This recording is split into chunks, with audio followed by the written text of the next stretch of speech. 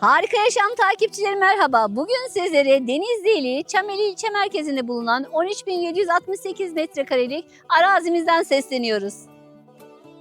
Arazimizin resmi yola cephesi 85 metredir.